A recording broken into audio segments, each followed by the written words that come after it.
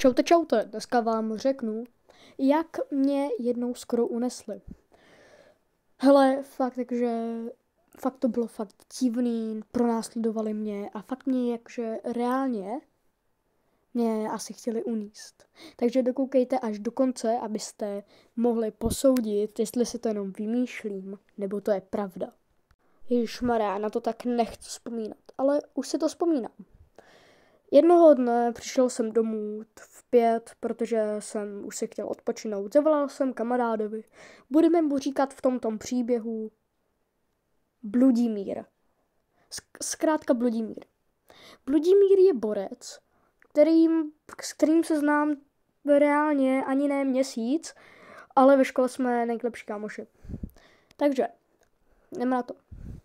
Příběh se odehrává, že teda přijdu v těch 5 domů, zavolám Bludimírovi a on mi řekne, že jdeme hrát Roblox. Tak jsme se rozhodli, že budeme hrát Boga Boga, protože to je prostě hra, která se neodmítá, to je prostě OG hra. Tak hrajeme a najednou si řeknu, dneska bych se chtěl projet. Řeknu to Bludimírovi a Bludimír mi na to řekne, hele jo, tak já půjdu s tebou, přijedu za tebou, jo. Protože my prostě bydlíme úplně jinde, on bydlí o vesnici jinde než já. A tak jsme si řekli, že OK. Tak v 7 jsme teda vyrazili. A já jsem vyrazil na svým kole, on na elektrokoloběžce. A to kolo je tam zásadní. Hele, už bylo fakt večer, fakt už nešlo vidět na krok.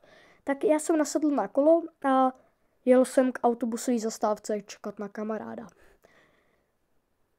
Cestou jsem našel nějakého strašně podivného starého pána.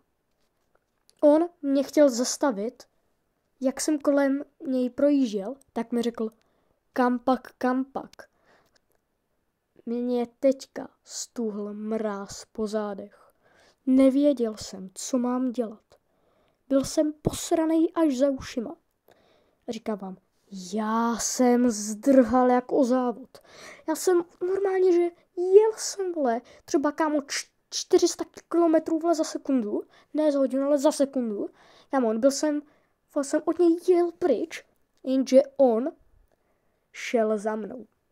Já šel třeba od něj 30 metrů a on šel úplně stejným směrem ke mně.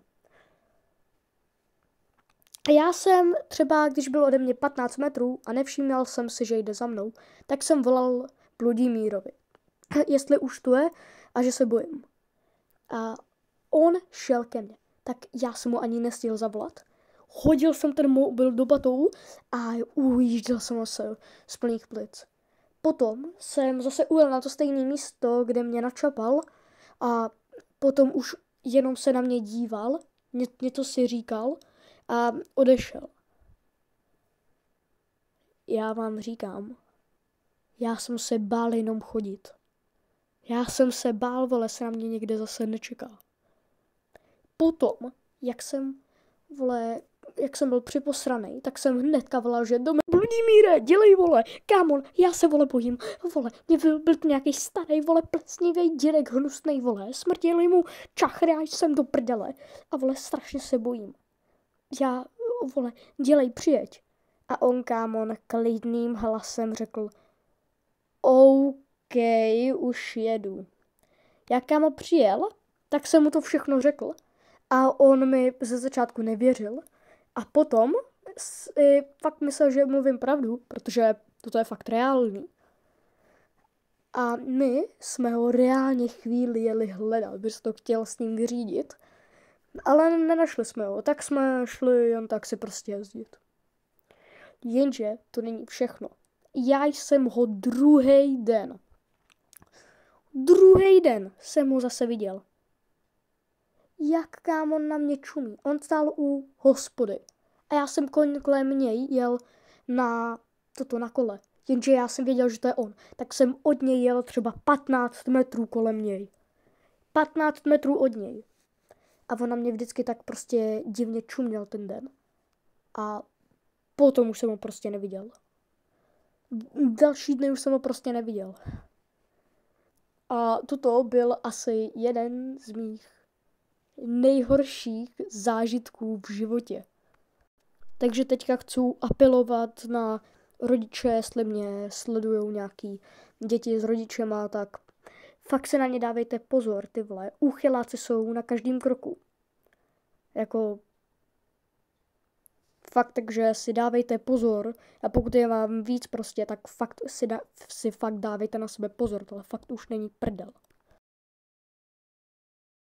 OK, takže pokud vás to video bavilo, tak dejte like a odběr. Uvidíme se zase u dalšího videa a na Vánoce vám udělám opening z Nintendo. Čau.